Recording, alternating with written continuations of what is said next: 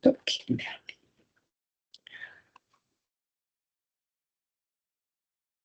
No niin.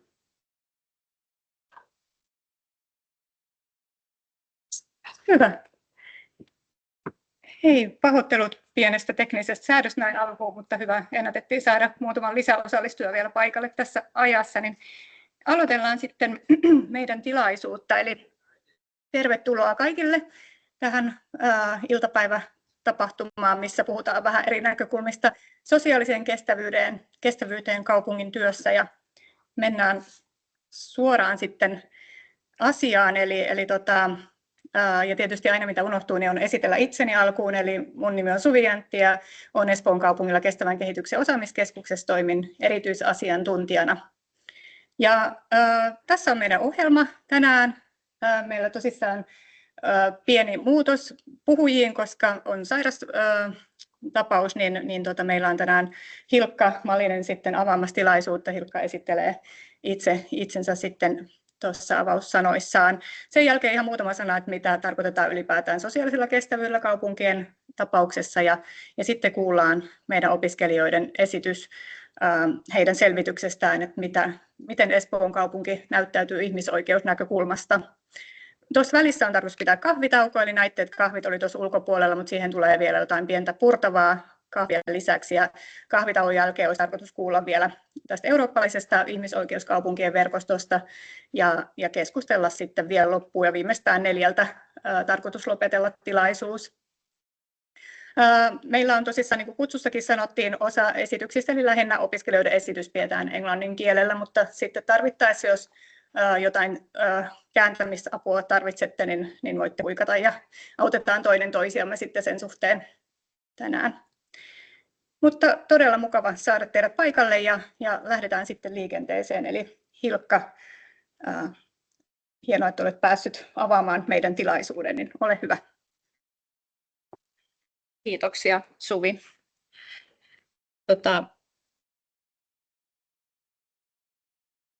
Liikahti. On oikein suuri ilo olla mukana täällä tänään toivottamassa teidät tervetulleeksi tähän sosiaalisen kestävän Espoon tarkasteluun liittyvään seminaariin. Ja kun me puhutaan sosiaalisesta kestävyydestä, niin itse ajattelen niin, että sehän on se kestävyyden osa-alue, joka näkyy kaikista konkreettisimmin meidän kaikkien elämässä siinä kokonaisuudessa, missä me sitten töitä tai teemme tai muuten toimimme. Eli tavallaan se, miten me ihmiset täällä Espoossa voimme, miten me voimme työyhteisöissä, miten me eri yhteisöissä toimimme ja miten ylipäätänsä kaupunki tukee yhdenvertaisia mahdollisuuksia kaikille täällä asuville. Tänään erityisesti tietenkin tarkastellaan sitä, että miten me täällä Espoon kaupungilla nähdään tämä sosiaalinen kestävyys. Miten me ollaan yhdessä tekemässä sitä, että me vahvistetaan yhteisöllisyyttä tai ehkäisemme eriarvoisuutta. Ja ylipäätään rakennetaan tätä kaupunkia sellaiseksi paikaksi, jossa me kaikki voimme kokea kuuluvuutta joukkoon, olla osallisia ja kokea tulevamme arvostetuksi. Eli niitä asioita, joita tässä meidän Espoo-tarinankin arvoissa paljon nostetaan. Eli tavallaan ollaan yhdessä sen asian äärellä, että miten tätä Espoo-tarinaa ja sen arvoja tehdään osaksi arkea. Se on ennen kaikkea semmoinen yhteinen oppimispolku, se on yhteistä tekemistä, se on niiden kumppanuuksien työstämistä, niiden kumppanuuksien luomista, jonka kautta me saadaan aikaiseksi sitä sosiaalista kestävyyttä täällä kaupungilla. Meidän on ehkä kaikkien hyvä huomioida, että paljon tähän tasa-arvoon ja yhdenvertaisuuteen ohjausta tulee myös laeista, eli laki ohjaa meidän työtä ja me tehdään paljon suunnitelmatyötä täällä kaupungilla niin kotouttamiseen liittyen kuin maahanmuuttoon, kuin myös meidän henkilöstön omaan tasa-arvoon ja yhdenvertaisuuteen. Ja kaikilla näillä suunnitelmilla on se yhteinen tavoite katsoa miten se sosiaalinen kestävyys tulee todeksi eri näkökulmista. Ja mä uskon ainoastaan siihen, että se toteutuu tekemällä yhdessä ja oppimalla yhdessä. Toivotan kaikille teille oikein paljon hyviä uusia oivalluksia tämän iltapäivän aikana. Ennen kaikkea sellaisia hyviä keskusteluja ja uusia yhteistyön siemeniä. Jos semmoisia pieniäkin ituja ja ajatuksia löytyy, niin ne on kaikki tosi tervetulleita, jotta me pystytään yhdessä luomaan sitä yhteistä tulevaisuutta kaupunkiin.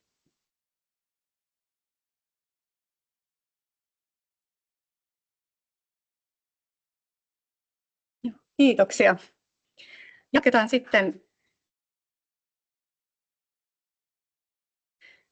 ihan muutama sana ehkä, jos otetaan pieni askel vielä taaksepäin siitä, että mitä se sosiaalinen kestävyys kaupungeissa yleensä tarkoittaa. Mä pidän aina itsestä jotenkin tosi tärkeänä ehkä avata, että mitä se nyt sitten konkreettisesti tarkoittaa. Hilkka toi esille jo monin hyvin käytännönläheisin esimerkkejä, että se on hyvin arkisiakin asioita, mitä tapahtuu ihan siellä vaikka meidän kohtaamisen tasolla, miten me kohdataan toinen toisemme ihmisenä, mutta välillä kuulen myös sellaista kommenttia, että huomioiko kaupunki sosiaalista kestävyyttä omissa palveluissaan ja toiminnoissaan, ja ehkä niiden kommenttien taustalla itse näin ajattelen, korjatkaa jos olen väärässä, mutta ehkä sieltä sitten välillä paistaa se, että ei välttämättä ole sitä ymmärrystä, että mitä kaikkea se tarkoittaa. Se on tosi laaja ikään kuin kattotermi tosi monelle asialle, niin sen takia pidän tärkeänä vähän ehkä avata sitä ajattelumallia, mitä meilläkin on tuon termin suhteen. Jos me pompataan, kun sanoit askel taaksepäin tai isompaan kuvaan, niin voidaan tarkastella sitä globaalilla tasolla, että mitä se sosiaalinen kestävyys tarkoittaa. Siinä käytän mielellään aina näitä YK:n kestävän kehityksen tavoitteita viitekehyksenä. Siellä näissä 17 tavoitteissa, mitkä on nämä värikkäät ikonit. Ja tuossa vasemmalla puolella näkyy tällainen hääkakkumallinnus näistä 17 tavoitteista, jotka on sitten jaoteltu näiden kestävyysulottuvuuksien alle. Eli vähän niin kuin selittämään, että mitä sitten mikäkin ulottuvuus käytännössä tarkoittaa näiden 17 tavoitteen näkökulmasta. Ja tuo keskimmäinen, minkä on laatikoinut tuohon society, tarkoittaa just tätä sosiaalista tai sosiokulttuurista kestävyyttä. Ja sitten nämä YK:n tavoitteet, mitkä on siihen niputettu, niin kuvaa erityisesti juuri tätä kestävyysulottuvuutta, eli sitä sosiaalista kestävyyttä. Tämän sanottuanikin, niin näissä tavoitteissa nämä on hyvin toisistaan riippuvaisia, välillä jopa keinotekoista yrittää jaotella yhtä vain tietyn ulottuvuuden alle, eli ne liittyy tosi vahvasti toisiinsa.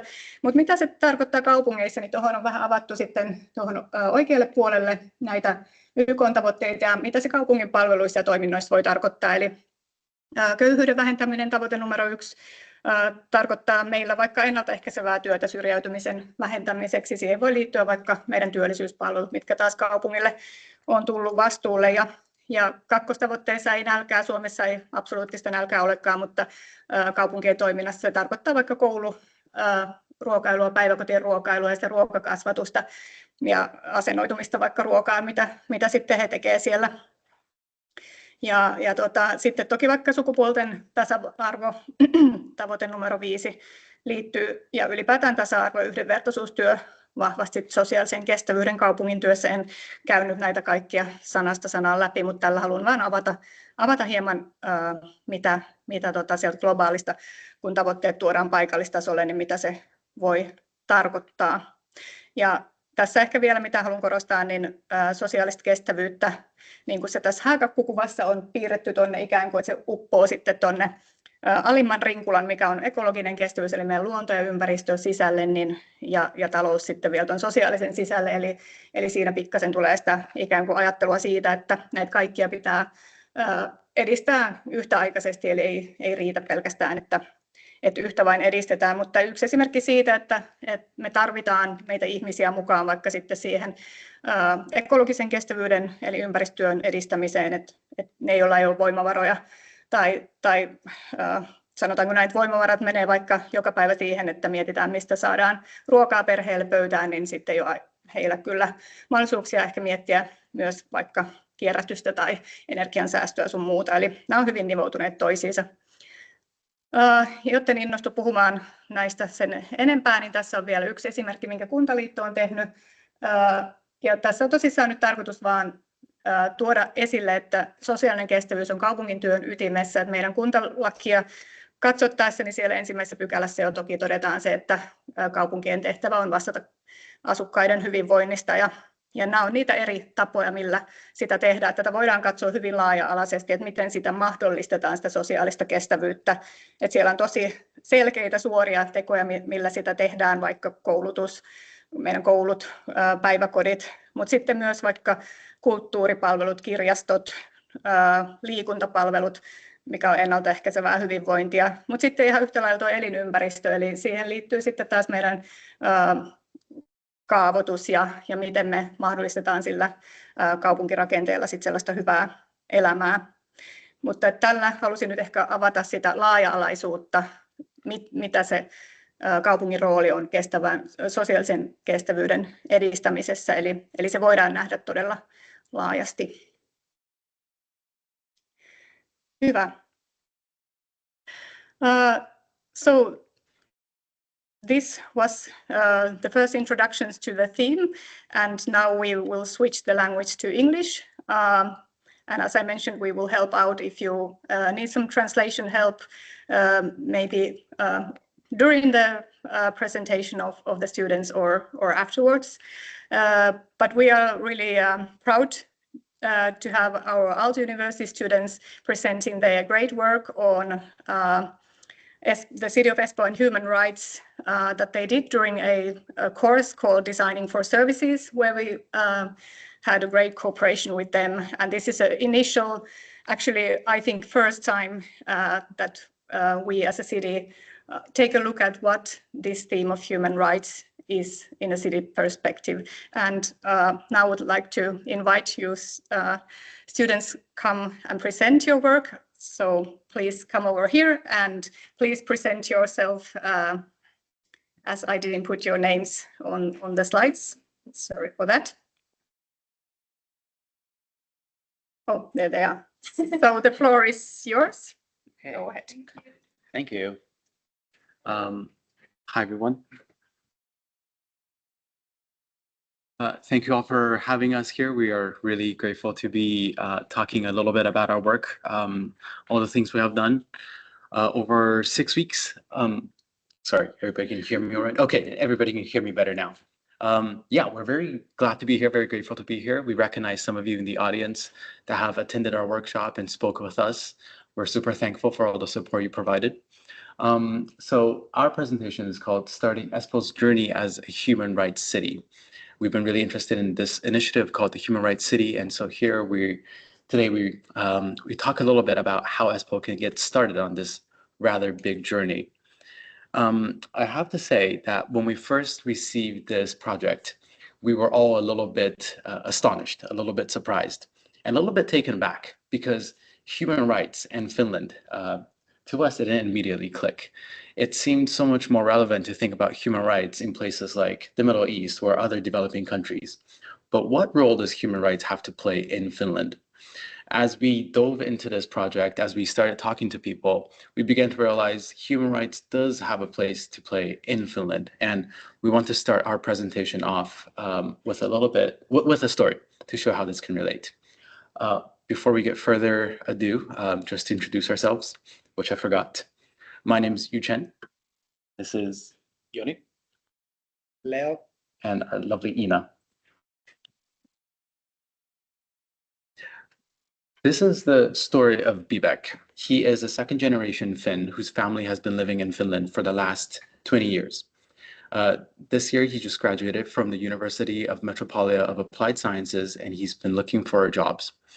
Despite sending resumes to over several dozen applications, he seems to be just not getting any responses.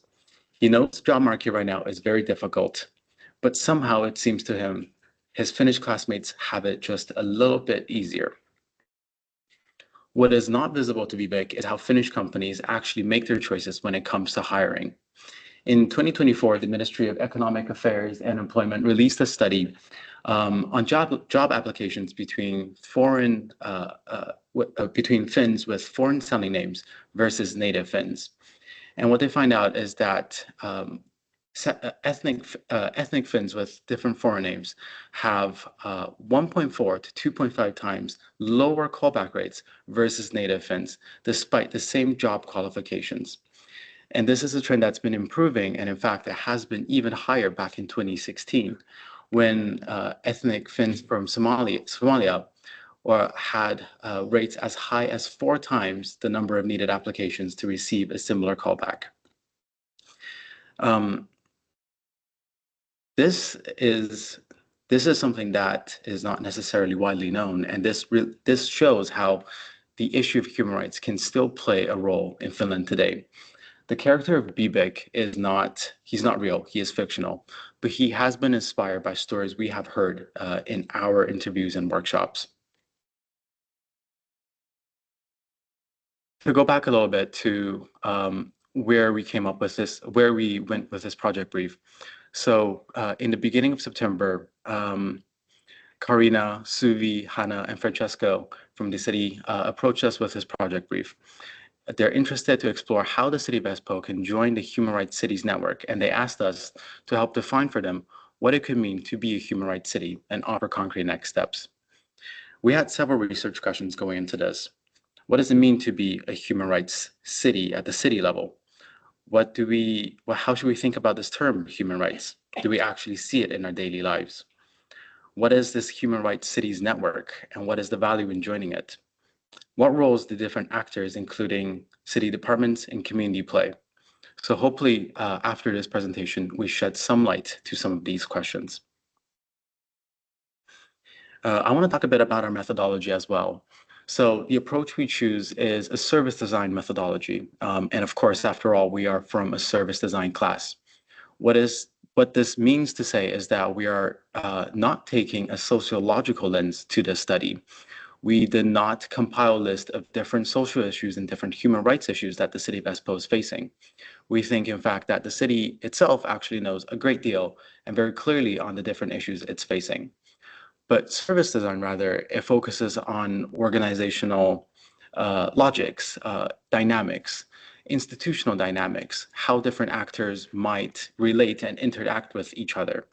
And service design focuses on moving the needle forward a little bit, proposing solutions, not just analysis, on how we can move the envelope a little bit further. Throughout our 6-week period, we had interviews with 28 residents, including a workshop. We did guerrilla-style interviews.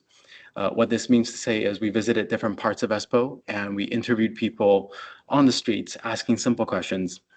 And we had a workshop with a detailed plan to investigate different aspects of human rights cities and how people responded to it. We had interviews with different city departments, including urban planning, education, well-being, amongst others. And we had a group interview as well with 7 city council members from different parties. We also surveyed the key literature pieces on human rights cities. Some of them you can see in the top right corner there. Guiding frameworks from the EU Fundamental Rights Agency, from the Roel Wallenberg Institute, and we did lots of analysis using sticky notes. So what is this thing called human rights cities? A human rights city refers to any city that has committed to upholding international human rights standards and conventions. It's really important to mention that this idea of the human rights city, it's not an accredited thing. There is no formal, rigorous criteria to say, these are the things you must do to become a human rights city. This is very much a movement that's self-accredited. And this is a network. Worldwide, there's 100 plus cities as a human rights city. In Europe, there's 10 plus cities. Well-known ones include Barcelona from Spain, Vienna, Utrecht, York in the UK, Lund, Sweden. In Finland, the city of Turku is considering becoming a human rights city. And being part of this network means they share practices and learnings. This movement of human rights cities has been referred to as the movement of localization of rights, because the easiest thing to think about when it comes to human rights is this is an international thing. This is a thing that happens at the UN and national legislations. But since the 1990s, there's been a growing realization that cities actually play a big role in providing human rights. because cities are ultimately the providers that are closest to its residents, that knows the experiences of its residents. And increasingly, cities are being more proactive. They're adopting declarations that are beyond just human rights conventions. They're doing more than just what the basics have told them to do. So a couple key agencies that play a role in this arena. In Europe, there is the European Union of Fundamental Rights Agency, who supports the collection of human rights cities in Europe by providing guidance documents and frameworks. There is the Human Rights Cities Network for worldwide. And there is the Raoul Wallenberg Institute that also provides guiding documents and frameworks for how to be a human rights city. There's a couple key characteristics of all human rights cities. And it's important, again, to emphasize that the human rights city is a self-accredited thing, but cities that, so to speak, do a great job of it share these common characteristics. The first characteristic is that there's a public commitment to uphold various international human rights conventions and declarations. So in the European context, this is the EU Charter of Fundamental Rights. This is the document that the European agency advises all European human rights cities to follow. Cities investigate the current state of human rights. They choose to work either on initial internal issues or external issues. Internal issues such as review of existing policies, structures, strategies to make sure it aligns with human rights, or external work on the issues directly. They establish monitoring and metrics of issues and areas, establish evidence-based mechanisms to investigate issues. They establish institutional structures for governance of human rights areas. And by institutional structures, what we mean is they appoint a designated person, team, or office to look after relevant human rights areas. And the value of joining human rights cities is that it enhances the mandate and leverage cities have to work on these issues. The idea of the human rights cities is also very much to build a culture of human rights. It is not merely a legal thing that is the very basic minimum of what you do, but it is the idea of it is establishing a culture to be aware and proactive of human rights. For citizens, it means educating them on the rights that they actually have. For authorities and other providers in the cities, it is about educating them on the duties that they have to citizens. And with the two together, you can construct a culture of human rights. I just want to make a very quick note on the declaration, public commitment to declarations, because there's been some confusion in the past. Here, we just want to show you that because the human rights city, even though it's supported by the EU Agency for Fundamental Rights, remains a self-accredited thing, and cities can choose to uphold declarations as they see fit. So, for example, in Vienna, they are upholding international declarations from the UN and from the EU Charter of Fundamental Rights. Nuremberg solely follows international declarations, and Barcelona follows EU instruments, including the Charter of Fundamental Rights, but also the pillar for safeguarding human rights in the city. So as the network is right now, there is no formal criteria for what documents you have to follow, and cities can choose to follow declarations that best fits their circumstance. So as we began to dive into literature around human rights cities and how cities can become a human rights city, we saw there were a couple key steps that were common to all of them, including a current state assessment, collecting stories and investigating the current human cities rights network status, establishing indicators and metrics, and working on the issues. What we realized from reading this literature as we began talking to people was this framework was still missing a step. The first step, establishing shared understanding. And how we came to this idea of shared understanding is one of our initial insights about the nature of human rights. The nature of human rights as a mosaic. In Finland, we saw that rights are not outrightly violated, but they are experienced differently by different people in different circumstances and across different times, which makes having diverse viewpoints highly important to understand different human rights experiences. The story of Bibek we presented earlier about how second-generation Finns still face discrimination when applying to jobs is an experience that is not necessarily widely seen, but nevertheless an experience that exists. And so this invisibility and visibility of rights across different groups can result in great discrepancies in shared understanding. How can we begin to build this shared understanding? Earlier, we talked about service designers looking at institutional dynamics and organizational logics. And so here we think we can start building shared understanding across 3 different groups: city staff, residents, and council. In talking to residents, we see that there are some gaps in shared understanding. They're not really aware of all the rights that are out there. They associate human rights with many things they encounter in the city, and there's some confusion around what does the city have to do with human rights. But at the same time, when you show them what particular rights are, it's very easy for them to concretize rights to daily issues that they face in the city. As some examples, when we went around earlier in our study to Matikula, Olari, Lepavara, we found it difficult to talk to people about human rights. It was this big abstract term. Instead, we used proxies like quality of life. And the responses we got from people, a lot of the times, were things that they could visibly encounter and experience every day. Access to nature was very good. It was difficult to get a job. Transport mobility is difficult. Costs are going up. There is gain activity, supposedly. But at the same time, there's all these different viewpoints of what human rights can mean. But at the same time, when we present to them, when we show them what the articles of human rights are, for example, articles on the right to good administration, the right to healthcare, it was very easy then for people to make connections about how these rights played a central role in their lives. In our workshop, one participant was surprised at this right to good administration. You see on the right, Article 41. He says that people are not aware of this as a right, but absolutely people want this. When looking at the right to healthcare, he remarks that Finland has constitutionally failed to provide even basic forms of healthcare because health queues were so long and resources were so difficult to access depending on the urban and rural divide. And similarly, members of the disability community, they looked at the difficulties they faced in getting employment, and they could easily relate that to discrimination in the job market. So here we see an opportunity.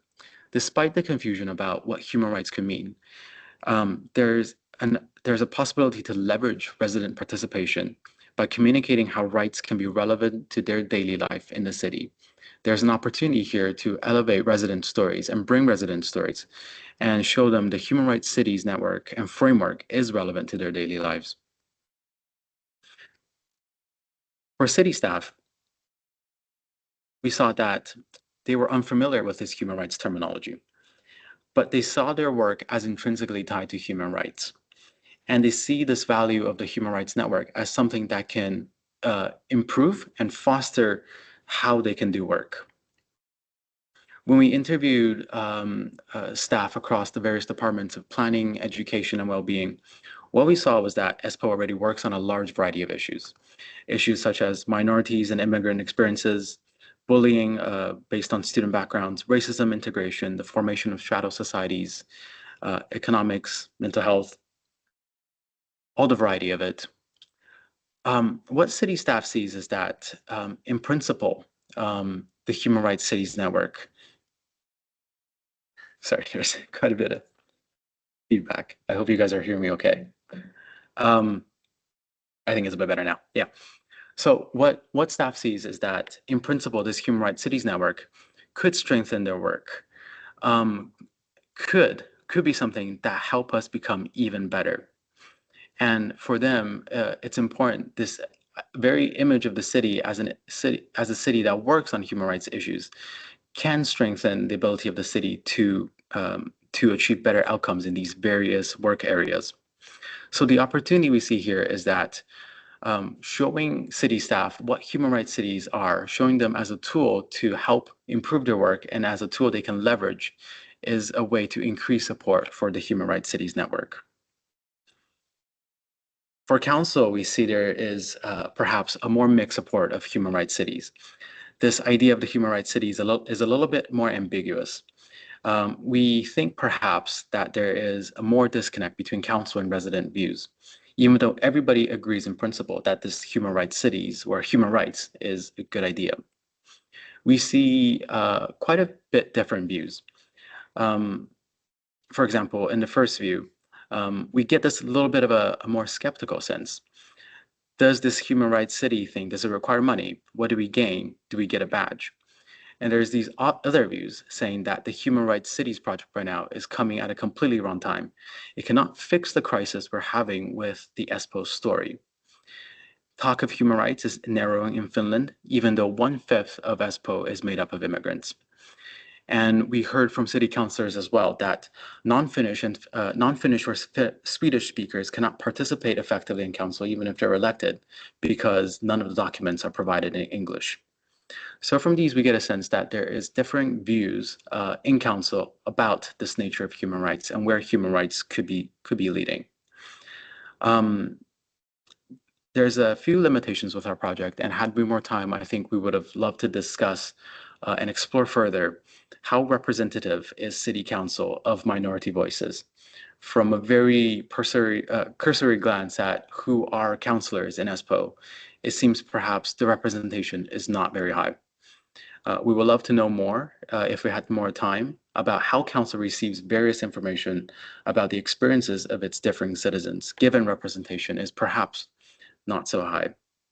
So given these variety of views that exist in council, we think one opportunity here is creating understanding by telling the stories of residents. So council is aware of the different experiences people living in Espoo face to show that human rights are in fact relevant today.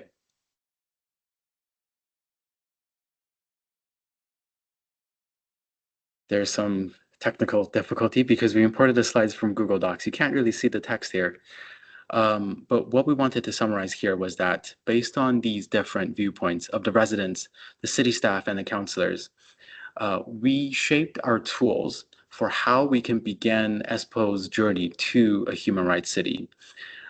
We have proposed several tools, including a card deck that concretizes human rights to daily life, and a dashboard that is aimed at residents to communicate to them how human rights is relevant to their daily life. We have proposed a roadmap that tells city staff what is this Human Rights Cities Network, and to show them that it could actually help with their daily work. And for councillors, we have proposed a stories template because through embodying the experiences of others and experiences others face, this is how we think we can bring understanding together. And so this slide was meant to show you how the different tools address different opportunities we see. But in fact, all the tools help all the participants, all the actors, and the tools are used interchangeably. Lastly, we just want to mention that why this focus on shared understanding. The importance of having a top-down and a bottom-up approach is that we have a culture of human rights. Human rights then is not simply a thing that is a minimum requirement, a legal definition that the city chases after. But when there is this proactive approach, this culture of human rights, the city is proactive about it. And from the literature, we gather this is how a city becomes more successful as a human rights city.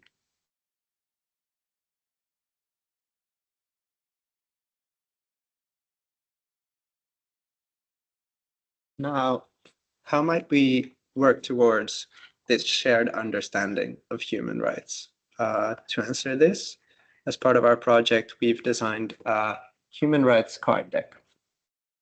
As Eugen mentioned, we held a workshop in which the theme was to figure out how citizens view human rights as of now, and how citizens understand human rights related terminology. In this workshop, we used a similar card deck based on the EU fundamental rights, 50 cards with human rights articles and a short explanation. Our workshop proved that when understood, these human rights articles are effective at prompting discussion and uncovering topical issues. So in other words, we observed that residents view human rights through issues they themselves encounter in their daily lives. And when I say when understood, it's that not all of the rights were self-explanatory. Some of them had difficult terminology or were in concept a bit difficult to understand. To mitigate this, we handed over participants redefining cards in which they could write down what words are unclear.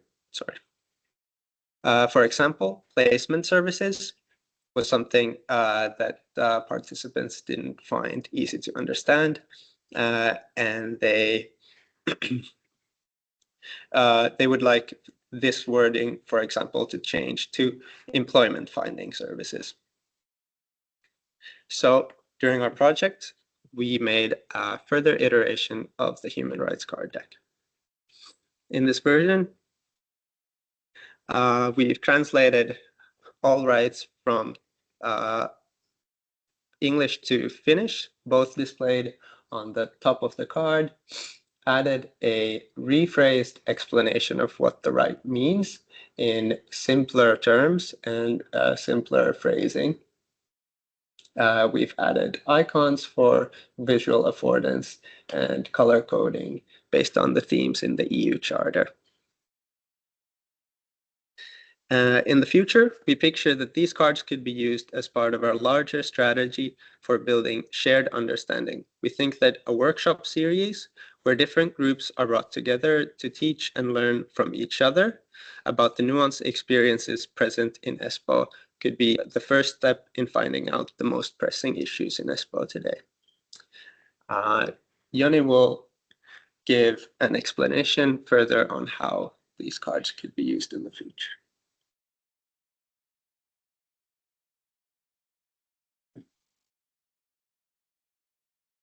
All right.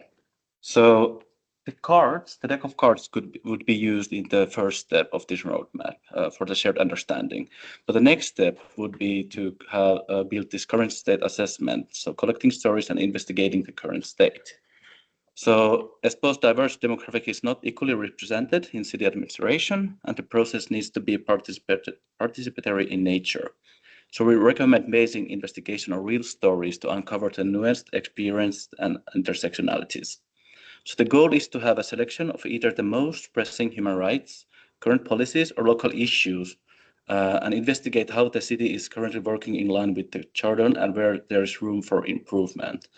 In New York, for example, they launched a survey for citizens to answer which 5 human rights should be prioritized. And in Utrecht, they reviewed 10 policies in relation to human rights and produced those. So the tool number 2 would be to use the deck of cards and a template to collect these stories from the citizens in Espoo. So that way we can kind of like capture stories directly from its residents through these facilitated workshops. And this way we are ensuring that citizens' voices are heard from the community level. And these stories can be utilized in, for example, within the city of Espoo, developing projects, or can also be brought up to the city council levels. So why a template? So it's based on the insight that implementing human rights locally is politically contentious. All right, so for the third step in this roadmap would be to establish metrics and indicators. So metrics and indicators are a central part of the human rights network, as the goal of the metrics is to work systematically and transparently on issues.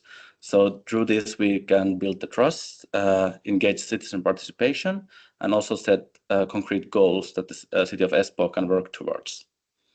And in York, the council, the police, and voluntary sector developed indicators together based on themes decided by the citizens and communities. And in Vienna, they adopted existing systems for internal monitoring and placed external monitoring to make sure that Vienna is working in line with set strategies. So our recommendation would be to have this dashboard that highlights the issues that the city of Espoo considers most pressing. So this would be kind of like a digital platform that shows how the city of Espoo is doing, and it would also be used as a channel for citizens to see how the city of Espoo is progressing, but also highlighting their own issues and share that with Espoo. And why a dashboard? It's based on the insight that there is a need for clear participatory channels. And we also have this example from City of Vancouver that's using this platform that is based on the UN Sustainable Goals. And the final step of the roadmap is working on the issues. So the human rights issues demands working from different angles, cultural norms, legal, etc. And for the work to be effective, these angles should inform each other. So work can be internally, for example, strategies, policies, or laws, or externally addressing specific issues.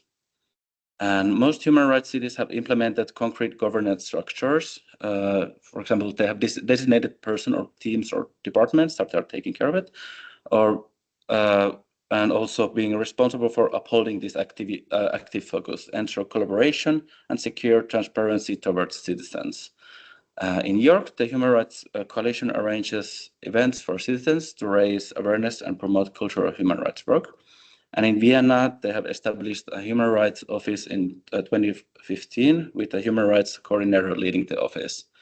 So the tangible step of this, the final step, is designating internal structures within the city of Espoo.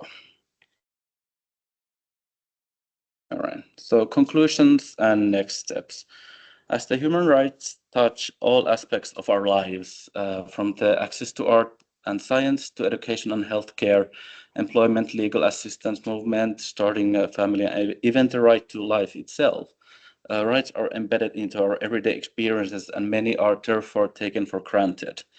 But the same rights we take for granted now at some point seem unaccomplishable and may still feel out of reach for some. So for this reason, we believe that an effort to ensure and improve the implementation of human rights is relevant now and always will be. So Espoo is clearly committed to developing itself to be as good of a home for its citizens as possible.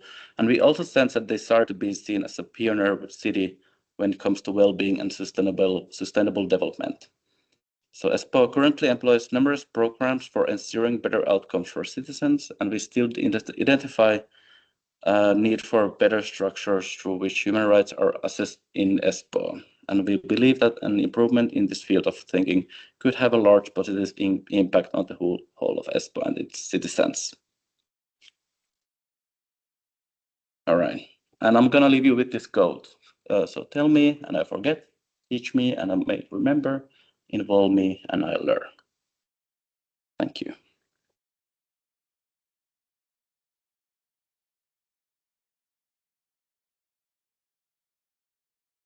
Okay, thank you very much. And this, all this impressive work by students was made during, was it 7 weeks? 6 weeks, yeah. 6 weeks, which was an intensive ALDO course. So we are really impressed by the amount of work you could do, analyzing data, interviewing a lot of different stakeholders and groups of people, organizing workshops. So this was a huge initial step for our city to get involved to the human rights theme. So thank you for that. And the coffee is waiting us, so just if there's now questions that you would like to ask from the students, I think we could take questions at this moment and then we go for a coffee and come back for the rest of the program. Eli jos on kysymyksiä tästä opiskelijoiden esityksestä, niin nyt on hyvä hetki kysyä ennen kuin mennään kahvitauolle.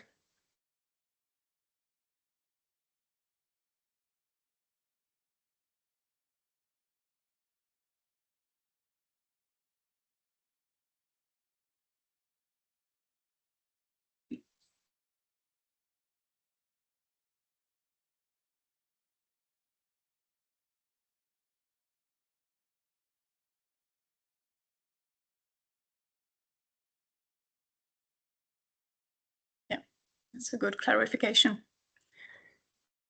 Yeah. Any other questions? Olisiko vielä muita tai kommentteja myös? Comments? Well, I could ask something from you as you did this really wide work. What was the most surprising fact that was like surprising for you during this process on this topic? Or like the biggest insight that came out? Maybe you already had it on the slides or in this last slide, but to come up with some. Maybe just the fact, kind of like human rights. That's something that I think all of us, like on some level, we have been thinking about it. But now having this kind of like project to investigate human rights it's actually wider than you can imagine, and it's more complex in a way. Yeah. Because it has an effect in so many areas of people's lives. Yeah. So, yeah, and maybe I would say that it's always difficult to think about human rights going forward. It's very easy to take the status quo and think we are Finland, we are the happiest country in the world. Everything is great here because all the social indicators are wonderful. But it's as hard for people 100 years ago to imagine the rights we have today as it is for us to imagine what new rights we could have tomorrow. It is always that process of going forward. So I think I think that all that is to say, and clearly we have, through our interviews, uncovered things that Finland could work on. It is a conversation very much relevant to Finland, but making it shown relevant to people is perhaps where the work is at. Yeah. Wow, such a great insight. That could be the concrete results we could, as a city, achieve if we go into that human rights city network.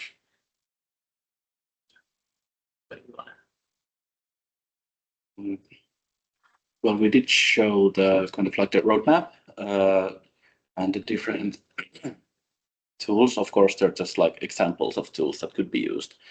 But like the concrete things, well, for example, the metrics are something that is holding the city of Espoo accountable for actually progressing with this stuff and showing to other like citizens, like, okay, these are the things that we are focusing on within this human rights field, and we are progressing on this stuff. So it's kind of like also being transparent, but also it engages the audience, the citizens, and also holds the city responsible. So yeah, for example, that's one concrete. Yeah. I think another concrete one is the network. That's if Espoo decides to be part of the network, there's certain goods connected to that. Of course, you can learn from other cities, you can share. So it's good to be part of these networks, but you can also get funding from the EU with like where if there's a specific topic, if there's a specific issue that you want to work on, you can get funding from the EU to look into that and also collaborate with other cities that have similar issues. I think that's also another concrete one. Yeah, and I suppose it is just this image of the city being known as a human rights city. There is a certain allure to be known as one of these cities, to be a leader in some such field. And of course, being part of the human rights city, and so much depends on how well the city goes about doing this work. But generally, being part of a human rights city means an increased ability to do the work that a lot of city departments are already doing, an ability to strengthen the ability to go after this work with more rigor. Yeah, I think there was like several times it was brought up in interviews that this like human rights type of work is often something that has to be done on the side of your normal work. It's not something that's kind of embedded in your daily, the tasks you need to do. But this human rights city kind of gets that into it's something that you have to look at, not just something that a person decides to look at because they think it's important. So that kind of spreads the responsibility a little bit, so it's not on the singular person, like the teacher, for example, wanting to address issues of bullying or racism in schools, that it's more like something that everyone needs to look at, and that they have agency to actually focus on in their work when you put it into legislation and stuff. Many goods. I think there's another thoughts in the work. Yeah, well, I don't want to keep everyone from the coffee. I actually had a lot of thoughts about this, but first of all, like, I want to thank the city and you guys for doing this together. I was very pleased to learn that you were doing this. The city is interested in putting efforts in this topic, since what's happening in the world today is kind of worrisome when it comes to human rights, and I actually found it's very inspiring in your presentation, the idea that from the local level we can push back on this kind of global and state level trend in Finland too. Like, even though you said that we're not from human rights, but things are not looking good at that sense in here either. Kind of in state level, but also what the Finnish state is participating globally.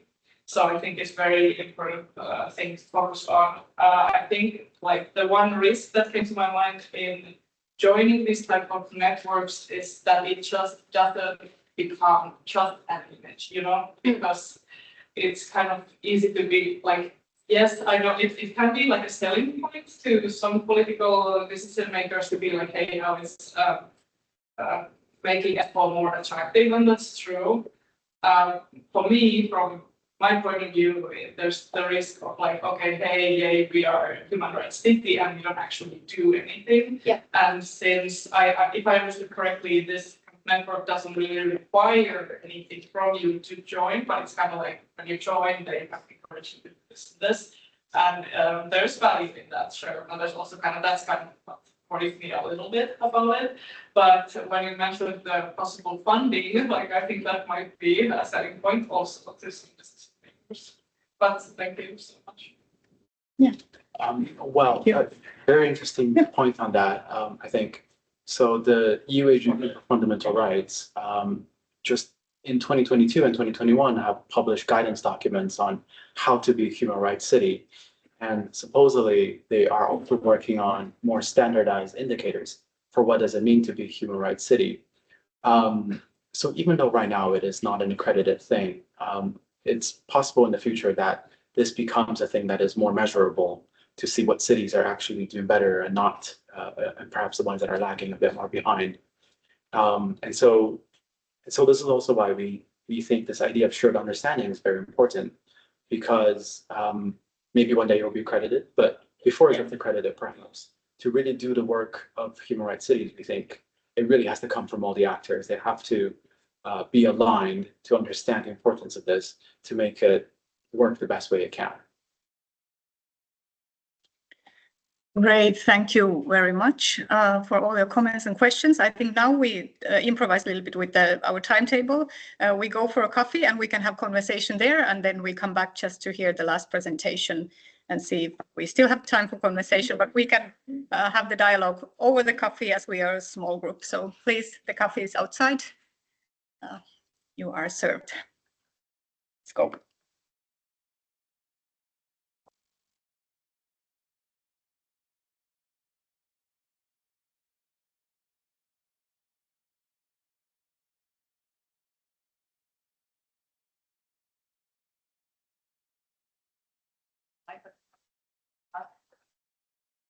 Slides,